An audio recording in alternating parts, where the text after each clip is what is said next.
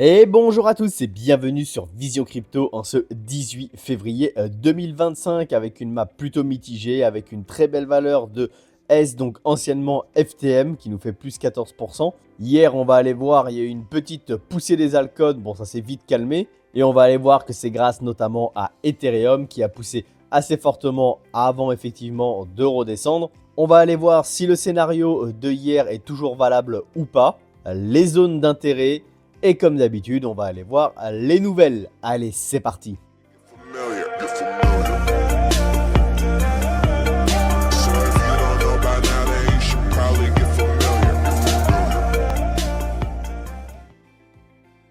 Donc du coup, au niveau des volumes, on a BTC à 26,69 milliards et on a Ethereum à 25,26 milliards. Donc quasiment autant de volume sur Ethereum que sur BTC. Donc ça, c'est vraiment très positif pour Ethereum et surtout très positif pour nous et pour les altcoins. Forcément, ce qu'on veut voir, c'est un Ethereum qui explose à la hausse, qui superforme enfin BTC pour pouvoir avoir les altcoins qui augmentent également. Allez, on va voir notre ami BTC et on va voir notre ami Ethereum aussi, qu'est-ce qu'ils nous ont fait. Donc hier, on a eu un BTC qui a chuté. Donc pour le moment, je vous dirais qu'on suit le plan que j'avais indiqué dans la quotidienne de hier. Pour moi, on n'a pas été chercher encore les liquidités qui sont en bas ici. Je pense vraiment qu'on peut aller dans cette zone au niveau des 93 600. D'ailleurs, même, je vais le faire avec vous, mais moi, j'ai mis un trade ici, hop, au 93 600. Où je vais chercher bien entendu bien plus haut, où mon stop il est à 89 000 ici et où je vais chercher bien plus haut, voilà, en termes de target. Donc voilà, j'ai mis un ordre d'achat au niveau des 93 600 parce que je pense qu'on va aller chercher cette zone. Il y a énormément de liquidités, on va aller voir ça dans une minute. Donc au niveau de Ethereum, hier on voit on a fait une très belle poussée, mais après on s'est très vite recraché. On a vu que ici au niveau de la dominance de Ethereum justement sur BTC, on voit qu'on a vraiment surperformé le BTC sur toute cette montée là avant bien entendu de redescendre. Par contre, ce qui est relativement positif, alors à la fois positif à la fois négatif, ici le problème c'est que en gros on va faire un nouveau plus haut mais on réintègre très rapidement, donc là c'est pas forcément très bullish. Par contre, ce qu'on peut voir quand même, c'est qu'on a une construction ici où on fait des bas de plus en plus haut et des hauts de plus en plus haut. Et là, on a eu vraiment une forte impulsion. Là, on revient sur les necklines des W ici, sur la moyenne mobile 50. Donc, est-ce qu'on va refaire une nouvelle surperformance de Ethereum sur BTC? Ça serait vraiment très bullish, notamment pour les altcoins. Donc, on voit ici forcément que BTC, la BTC dominance a fortement chuté quand Ethereum a pris du leadership. Mais très rapidement, du coup, BTC a repris sa dominance. On le voit ici. Donc, du coup, on se bataille dans la grosse RLZ longue que nous avons ici. Tout ça, ça va être important de suivre. De toute façon, je le regarde pour vous et je vous le présenterai bien entendu dans les quotidiennes si jamais il y a des mouvements extrêmement importants. Au niveau du Dixie ici, on a un gap CME qui se trouve ici. On va l'indiquer ensemble. Voilà, donc on a un gap CME à venir combler. Ça veut dire que il y a de fortes chances quand même de faire une continuation baissière. Je vous rappelle qu'on a cassé le précédent plus bas ici. Donc, on a véritablement inversé la structure. Donc, ça, c'est très positif puisque plus le dollar perd de sa valeur, plus il y a de la liquidité qui risque de se déverser dans les risk-on, donc dans les crypto-monnaies. Et donc là, j'attends un dollar possiblement qui peut continuer à monter un petit peu pour retaper la borne basse et après s'écrouler en comblant le gap CME et faire une continuation baissière. On verra ça dans les prochaines quotidiennes également. Aussi au niveau du BTC, on a créé un gap CME aussi qui se trouve dans cette zone-là au niveau des 97 560 et 97 130. Donc là, c'est un gap CME haussier. Donc on pourrait très bien venir le combler aujourd'hui avant de faire une continuation baissière pour aller chercher plus bas et notamment la liquidité. Et donc la liquidité, justement, on va aller la voir tout de suite. Regardez, on l'a beaucoup renforcé par rapport à hier. N'hésitez pas à regarder la quotidienne de hier.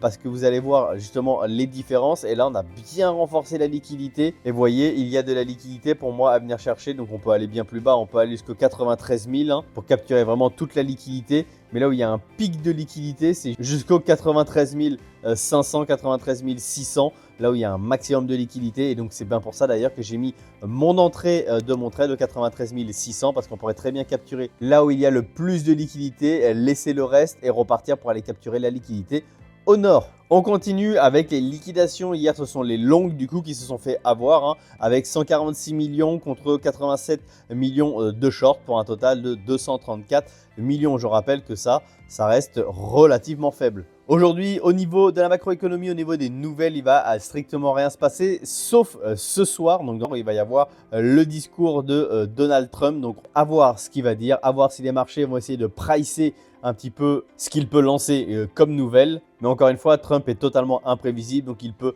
lancer des aberrations qui peuvent être soit hyper bullish pour le marché, soit hyper bearish pour le marché. Donc, ça peut être très volatile. Allez, on s'attaque aux nouvelles. Donc là, on se retrouve avec Hunter Hosley, le CEO de Bitwise Invest, qui dit les gens sous-estiment grandement l'ampleur de l'arrivée de Bitcoin dans le grand public cette année. Je n'ai jamais été aussi optimiste. Il signale également que 2025 verra davantage de flux vers les ETF. Oui, effectivement, surtout si Jérôme Powell diminue les taux. Ensuite, de plus en plus d'entreprises achètent davantage de Bitcoin. Donc oui, soit ils achètent directement sur Bitcoin, soit justement ils achèteront des ETF. Donc du coup, l'afflux de liquidités vers les ETF peuvent effectivement augmenter et ça je suis pleinement d'accord. Il va y avoir de plus en plus d'entreprises, de fonds, d'associations, d'États ou toute autre entité qui achèteront du BTC. De plus en plus d'États-nations, vous voyez, ça rejoint ce que je viens de dire avec les entreprises ici. Donc de plus en plus d'États-nations achetaient du Bitcoin. Les banques et les institutions financières lançaient des services pour aider les clients à accéder au Bitcoin. Donc ça, on le voit déjà actuellement. Les banques sont déjà en train de faire le nécessaire pour justement mettre des services liés aux crypto-monnaies au grand public. Donc la clarté réglementaire s'installer dans de nombreux pays. Bon, le plus important déjà, ça serait vraiment les États-Unis, puisque les projecteurs sont tournés vers les US. Mais bien entendu qu'il va y avoir un cadre réglementaire. Nous, on le voit très bien en Europe avec la loi MiCA notamment. Et un monde géopolitique, politique monétaire, etc. qui se trouve de plus en plus dans des circonstances qui renforcent le besoin de BTC, de Bitcoin. Et il termine, ce sera une année décisive. Donc ça, c'est quand même ultra bullish pour cette année 2025. Effectivement, nous, on attend très grandement d'avoir une hausse dès ce début d'année. Mais ça se trouve, on l'aura que milieu d'année ou fin d'année. Juste, il va falloir être extrêmement patient. Mais je suis plutôt d'accord avec lui. Il va y avoir de très bonnes nouvelles. Ça peut être une année vraiment cruciale pour les crypto-monnaies. Et donc, vous le savez très bien, je conserve mes convictions pour ce bull run. Allez, on avance avec Bernstein, gestionnaire d'actifs de plus de 725 milliards de dollars, affirme que le gouvernement américain pourrait vendre une partie de ses réserves d'or pour acheter du BTC. Donc après, attention, c'est pas les États-Unis, c'est pas les US qui ont affirmé qu'ils allaient vendre des réserves d'or pour acheter du BTC, même si Cynthia Lummis, la sénatrice Cynthia Lummis, elle porte cette idée-là de vendre des réserves d'or pour acheter du BTC. Pour le moment, rien n'est fait et c'est vraiment de la spéculation. Mais si jamais les États-Unis faisaient cette action, ça serait très bullish pour le BTC parce que le signal serait extrêmement fort comme quoi BTC, entre guillemets, aurait la même valeur que de l'or. Donc il y aurait premièrement le fait que BTC aurait la même valeur que l'or et deuxièmement que c'est une réserve stratégique de valeur. Et donc ça serait vraiment un message très fort comme quoi BTC a réussi à être un actif de valeur. On termine les nouvelles avec Metaplanet qui a acheté pour 269 bitcoins supplémentaires d'une valeur de 26,3 millions de dollars. La société détient désormais 2031 BTC. Je vous rappelle que Metaplanet a pour projet d'acheter pour 21 000 BTC en totalité. Donc il reste encore pas mal de marge Et je vous laisse donc encore imaginer les liquidités qui vont être déversées dans BTC. Voilà la team, vous connaissez mon scénario, vous savez que je vois toujours BTC chercher les liquidités au sud. On verra ce qui s'est passé dans la quotidienne de demain. N'hésitez pas à rejoindre les différents canaux, le canal Telegram, le Discord et TikTok. N'hésitez pas également à vous abonner si ce n'est pas encore fait. Chaque jour, il y a une quotidienne. Donc pour ne manquer aucune des futures vidéos, on clique sur le bouton abonner. Je vous laisse là-dessus, passez une excellente journée et surtout, restez curieux. Ciao!